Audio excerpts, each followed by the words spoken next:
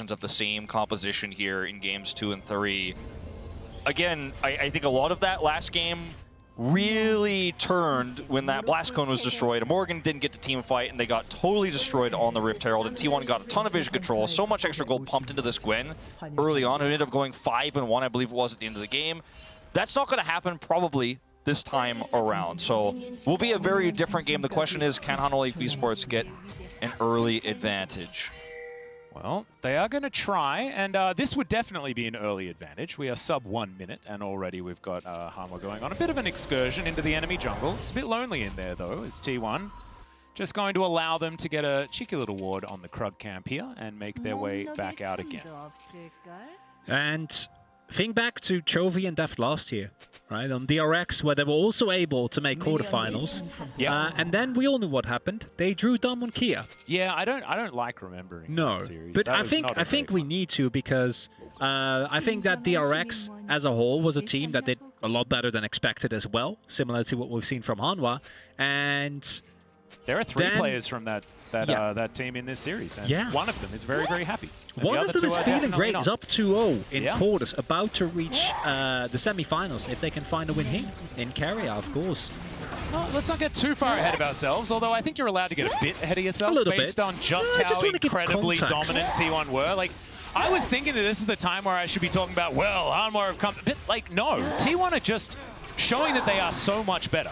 And we're going to need an absolutely incredible change of form here from HLE Esports if they're going to stand any sort of chance. I think it's important to draw those parallels, though, and I think it is important to remember the history of players like Deft and Chovy, who have been so close for so long, but have never really been able to cross the finish line, because in Korea, historically speaking, there have been 1 or 2 extremely dominant teams, and that was not HLE Esports, and it was DRX, actually, last year as the number 2, but they hit number 1 in the quarterfinals. So it has been a really unfortunate luck of the draw for these 2-star players in Chovy and Deft.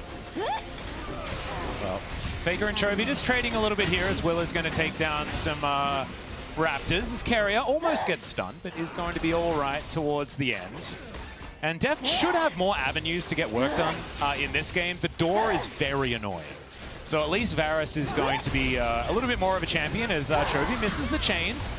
Great Circle of Frost there from Faker, just to make sure that Chovy's life is as difficult as possible. We'll see if HLE Esports decide to, because they have Prio in bottom lane. We talked about what Vista could do on the Nautilus to threaten Faker. We saw some roams up there. But with this composition, what you can do with the Olaf is also try to threaten early Drake with some of that Prio, because Olaf can clear it pretty quickly. I'd love to see something like that to try to get that objective on the board early.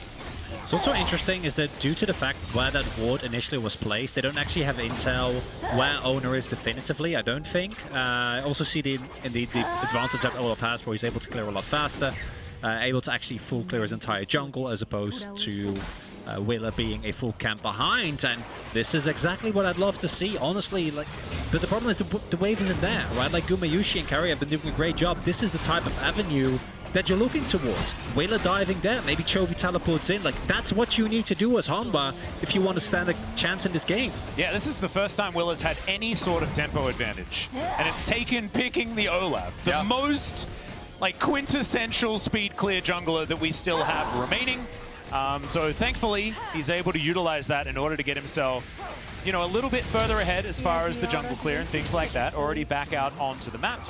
But Owner doing a very good job, to be perfectly honest, as Morgan diving on in, kind of gets the Mega Gnar at exactly the right time. Got to be careful about going in on those Mega Gnars, especially as a player, Morgan, who has fallen behind in lane quite a bit in this tournament, as Chovy is going to continue to be very annoying.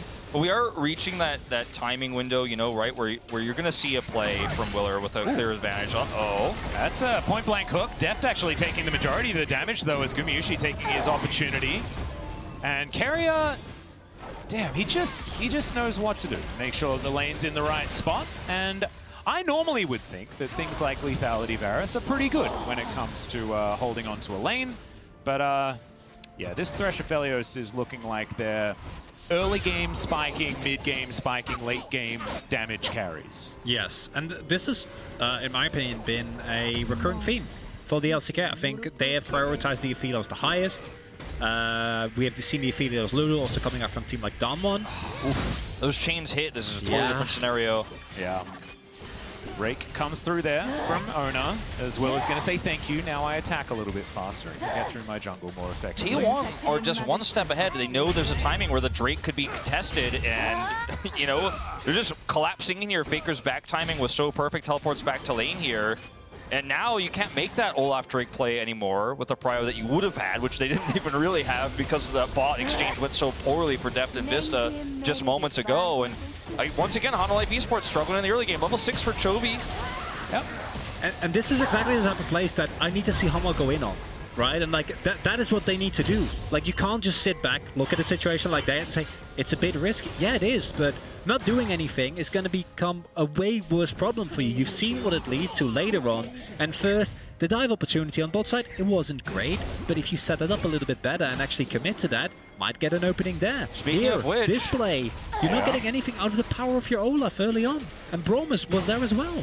Well, he's walking down towards the bottom side. Something's happening because he's in the lane.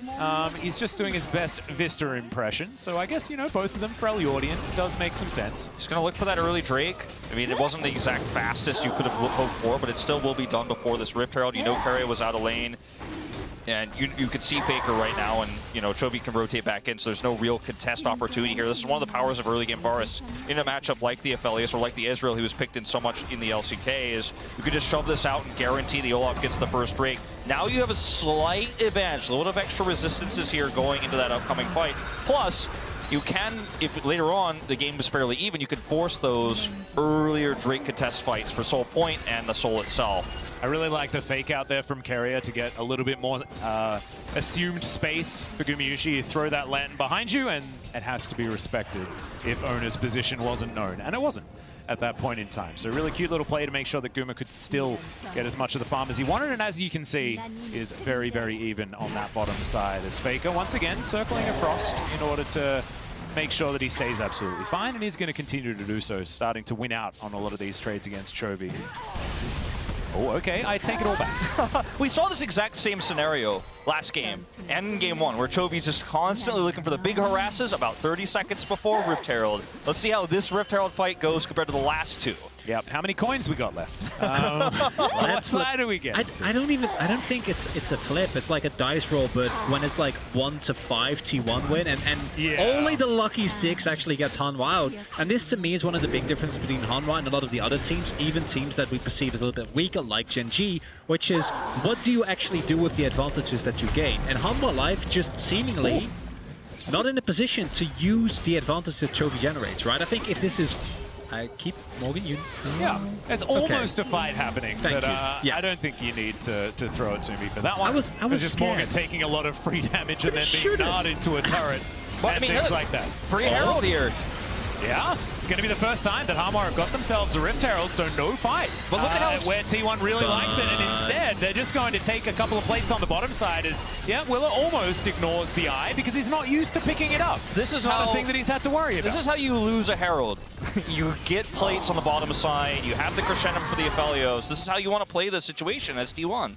We might have thought that it was Hanwha Life who was the actual opponent here, but it's T1 and versus Rift Herald. Yeah. And they finally realized that we don't need Rift Herald. We can just shove with Aphelios when he has Crescendum, and you've already won the trade. Yeah, no, if you get more than 2 plates, you're fine. Faker. As Faker almost solo killed by Chovy. Chovy wishing that he had have taken Ignite, as he has done so, but Hanwha immediately moving into the enemy jungle. So I do like this from Hanwha Life, showing that they are able to actually pivot around some form of advantage that they've been able to pick up, but doesn't quite work out there, as that was very cute. The rake going a very, very long way. Look at all the deep vision that they also gained with this play, because they brought Owner bottom side. If Deft and Vista overstepped or made even one mistake during that top side play from Willer, they end up getting a kill as well, because at this stage of the game, Talon is so incredibly powerful versus something like a... nice little hook here. Something like a Varus. And then now Vista has to clear all this deep vision. He's being tracked through jungle. And while he's doing so, Gumayusi gets free extra plates here in the bottom side of the map. And I mean, you're not really gaining anything else otherwise on the map right now as Hanwha Life. So, yes, you got a Rift Herald for the first time here, but T1 still with a 900 gold lead at this stage. I don't think the Rift Herald is necessarily going to shore that up. No, it won't at all. But I love that T1 are now doing it, playing around something that isn't a Rift Herald, because you don't have to get the Rift Herald in order to win the game. So this is absolutely perfect. T1 have shown that they've fixed almost everything that we've asked them to fix. That was the one glaring issue, right? That was the one. Yeah, that was by everything they needed to fix, we mean the one thing that they needed to fix was the predictable Rift Herald. We won't give away the answer to Dom 1 Kia yet until after they won the finals. Teleport going to come through here. Chovy going to look to harass, but yeah, this is the best of the three so far here for Hanwha Life Esports. Well, the hook's going to come down. Vista still can get stunned up from this Gravitum as well, but Gumayushi taking a fair bit of damage there.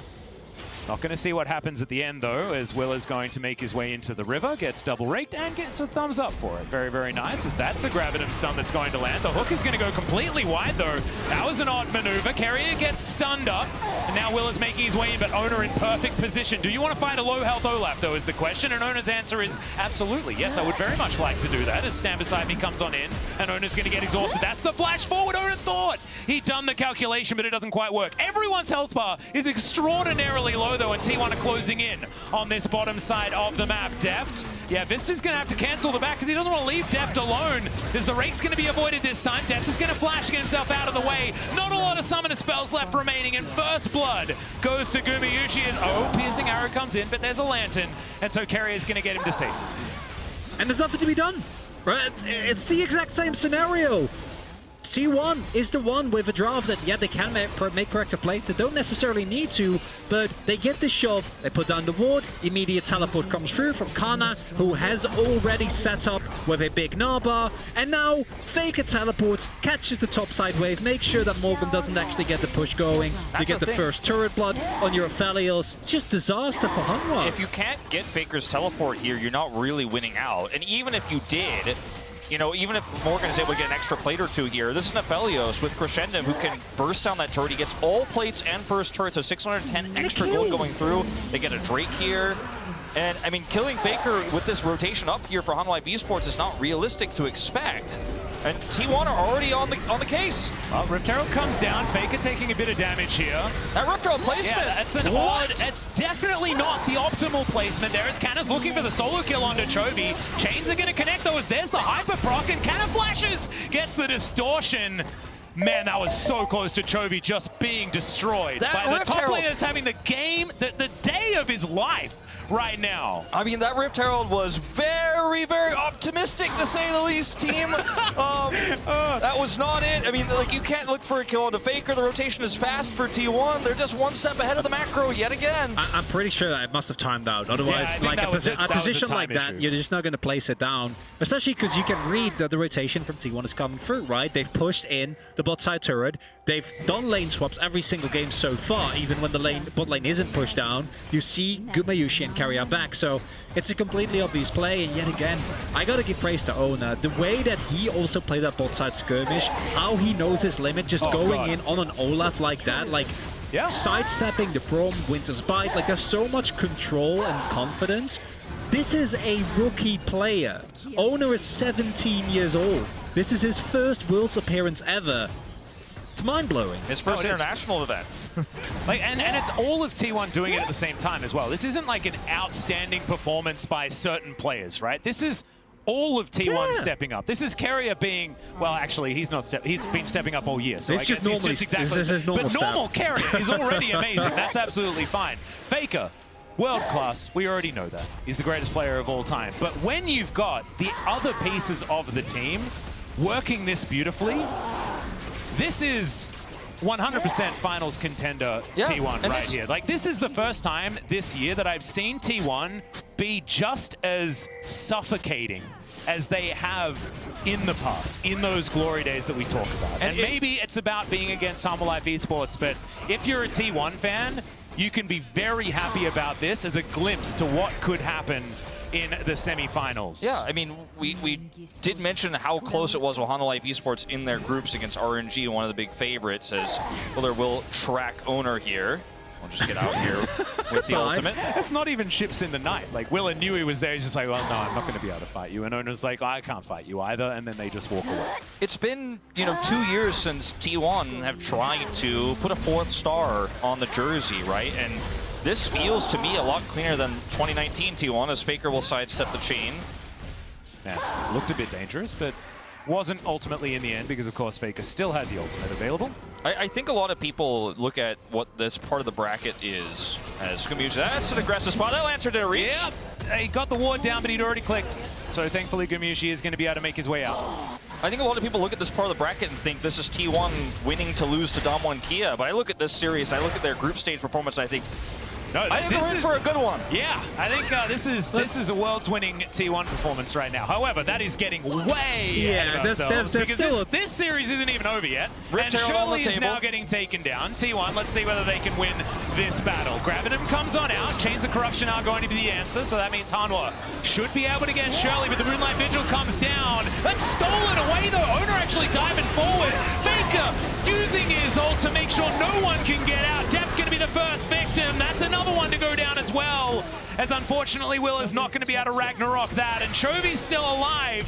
But Morgan is his only teammate that's also there, and unfortunately it's not for too much longer. He needs to try and get through both Canna and Faker. Okay, fight's continuing to erupt here. The flash has to come through because the return of the Rake was going to be enough to get rid of Chovy, and he's getting closed in upon. Carrier actually gets it with the edge of the hook, and now it's only Morgan left as Deft and Vista have respawned.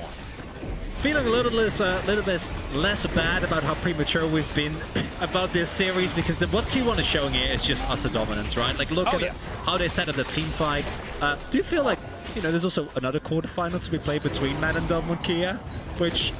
Oh no, but like if Man beats Damwon Kia, then that's an amazing semi. All I'm speaking of is the zeitgeist of the internet and what expectations are, right? And because we could also see Mad Lions upset, but this is the Axe replay here. We're going to take a look at this fight where the close-in of this Aphelios with 4 roots, they're grabbing him up, and then the follow-up ultimate there from Vista is just so weak comparatively, and he's trapped on the other side trying to help Chovy out. And they just cut through. This is a team fight where it looked like maybe you've got the advantage, maybe you have positional advantage here as Hanwha Life Esports. Nope. He just presses R, and Gumius says it's over. Yeah, we saw that happen too. Honestly, as disjointed as Hanwha Life has looked, I think there have been moments during group stage where they looked a bit more coherent. There have been moments where they looked a little bit more like this. Oh man, that was actually a beautiful passage of play from Chovy, but he's just by himself. And it's a metaphor, right, for like the current state of Hanwha Life. Right, you just see all these moves, and it's cool, but in the end, it doesn't matter. But the cohesion and the teamfight execution from T1 is... It's not on the level that we've seen from this far yet, and I think that's something that we keep going back to because we've seen this team struggle a lot in some, and this goes for basically every LCK team except, I guess, Gen G, ironically, who struggled only when playoffs actually came around. But T1, they had to change their lineup, or they have to change their lineup rather multiple times. They had coaching issues, they had to change their coaching staff very abruptly. And to then see this level of cohesion and dominance in the quarterfinal of Worlds is, I think you pointed it out already, Atlas, like this is a much bigger achievement than you might think based on the 95 to 5% fan vote. Yeah, and I think that like we might have been getting ahead of ourselves, but also we've been waiting all year long for T1 to have that return to form, to have that moment. Maybe we've been waiting for longer than that, but that can be debated. Depends on who you ask, I suppose. Yeah, well, exactly. But like T1 fans have been waiting for this level of dominance from T1 for so long. So that's why we may be overstating it, because it has been like finally we're breathing out after holding our breath for what feels like 3 years. Like I said, I mean, you got 3 stars on the jersey. Maybe this is the year bring home a 4th one. Looks a lot more hopeful for me than when I watched T1 in 2019. As Chovy finds himself alone here, we'll be able to get out, but that's going to be a dead turret, and I mean, we are just, it almost feels like this game as last game is a formality, and we questioned it in the draft. The draft is almost the same. Yes, there are some small changes. I like the Braum tweak. The Olaf got them an early Drake with that prio they have bot side, but otherwise, in terms of team fights here, the Lissandra has been working as intended against Chovy. He hasn't been able to look for picks. Kana's Gnar has been great. And I mean, not for the reasons I was hoping he was going to play it, right? The reasons where, you know, later on, if Hanwha's ahead or you have an even game, it gives you a little bit more engaged. No, he's just controlling the mid game just fine, and shutting down a lot of opportunities Hanwha Life have to look for picks, to look for anybody.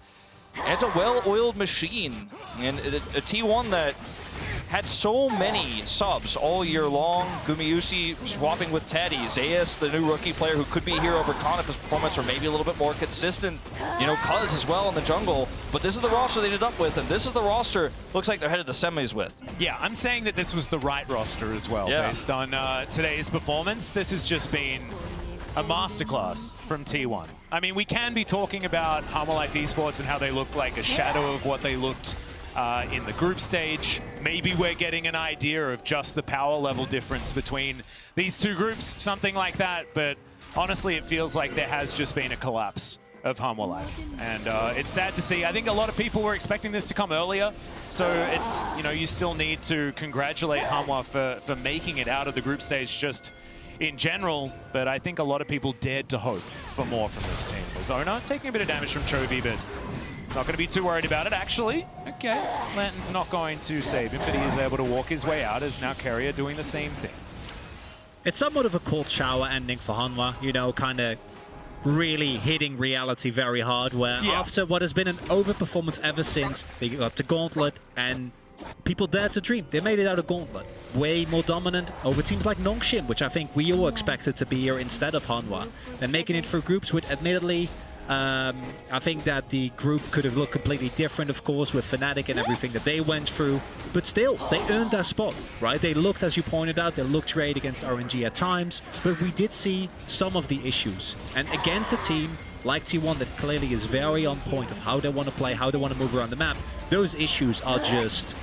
There's a pinpointer on them, and you can't ignore them anymore, right? It's just, you can't kind of outplay this away. Some of these things that Hanwha Life need to evolve, you can't evolve during one World Championship of a tournament. It's going to take longer than that, and it's going to take a lot more time. We'll see if this roster stays together next year or not. When Chovy's contract expiring at the end of the year, who knows? But I got to say, you know, for Willer, this is probably going to be one of the biggest learning experiences he'll ever have of his whole career. As Hanwha Life Esports don't have any vision on the Baron. They know what's being done, though. They're going to go through this choke point. Yeah, some scary guns on Gumayusi as well as the ult comes forward from Vista, trying to start this one off in their favor. It's not the steal, and it's just a dead Willer to start this one off. But at least Morgan dives on forward, takes out Faker, tries to drive by, but it's not going to work. Deft now going to be the focus. It's Gumayusi. That's so many Chakrams. He is terrifying on this Aphelios. Vista going to get taken down, and now Owner parkours his way into this top lane. Deft a sitting duck right now. And it's the double kill to come through from the T1 jungler. And that, I think, was the last gasp from Hanwha Life Esports, and unfortunately it was not very loud. Certainly not.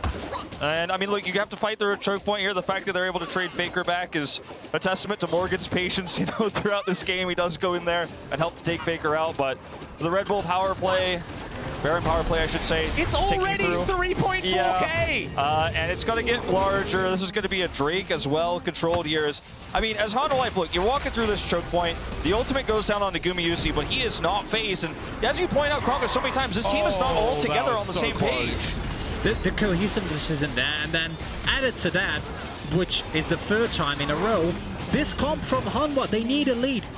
We have seen these comps work if they get out early, but now Carrier, this is going to get hooked. Don't miss. Yeah, Carrier is just a little bit too good on this Thresh. As Faker's going to come on through, throws down the ultimate. That is going to be Soul Point now available for T1, but I don't know whether this game has another 5 minutes in it, as this inner turret's getting sieged up. To check in on that Red Bull Baron power play, we're very close to 4K, and Faker's going to take down the inner turret in the mid lane. Same to be said for this bottom lane for the rest of T1. We're going to head towards about that 5,000 mark. Hanwha Life, can they actually defend this is the question. I think the answer is almost a glaring no. As Canna walks on forward, he's got the Mega Gnar, slows down Deft. No flash available here though, so can't close the gap. But it doesn't matter. I mean, they're just obliterating the base of Hanwha Life Esports, and Hanwha just looks like they don't have a response. Chovy trying to look for a flank, but he has to sweep out all of this vision. And T1, they've got all of the answers. Gumayusi now with the grab at him, stuns up almost everyone by himself, gets the ulti out from Vista. And now Hanwha have to get back to their fountain. What can you do? I mean, there's nothing, absolutely nothing. And this is, again, it's a big change from what you want to do. Because look, that vision line that is there is to prevent the exact 1 in a million type scenario where you lose this game, right? Where Chovy gets the flank, blows up Gumayusi, gets the shutdown, and then a series of increasingly less likely events continue to transpire until we actually get to the Hanwha I'm sure win. there is a universe in the multiverse where that has happened. But I think we're getting down to like single-digit universes. I don't think this is the possible. one, unfortunately. You know, sometimes the underdog wins, sometimes it's exciting, and sometimes you have the cool narrative and the really awesome storyline that everyone remembers and everybody talks about.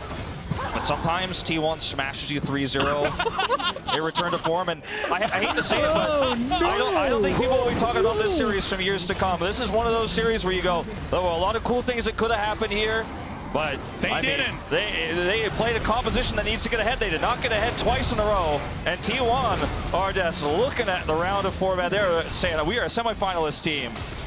Heck yeah, they are. They still need to do a few of the formalities, which is destroying the enemy nexus in, you know, your match point game of game number 3. But I think it is getting pretty close to just a formality at that stage. 10,000 gold the lead at 26 minutes in.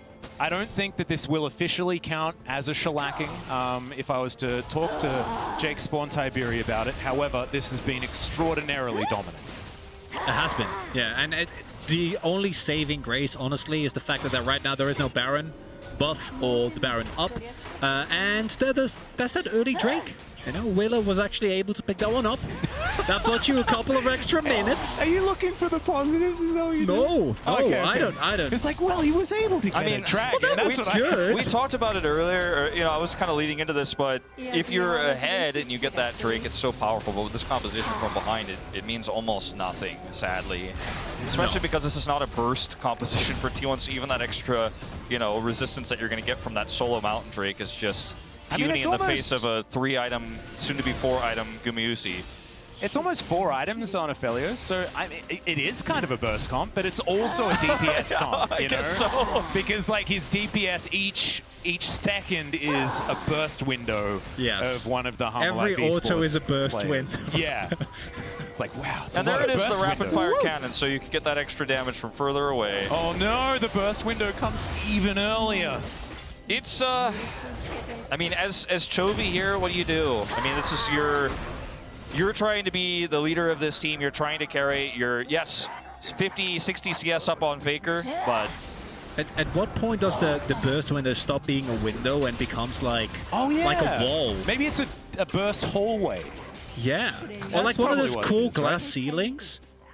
I Maybe don't think- maybe like a... There's no glass ceiling. This is Aphelios.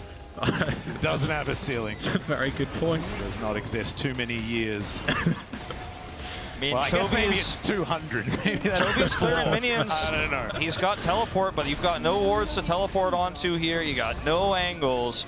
All T1 have to do is group up as 5 and start this Baron, which will disappear faster than you could blink an eye. Once again, no vision for Hanwha Life esports. We're going to watch the same fight happen again. Maybe this time the miracle can occur. Because, I mean, you are praying for a miracle if you're a Hanwha Life esports fan. Tournament life on the line here.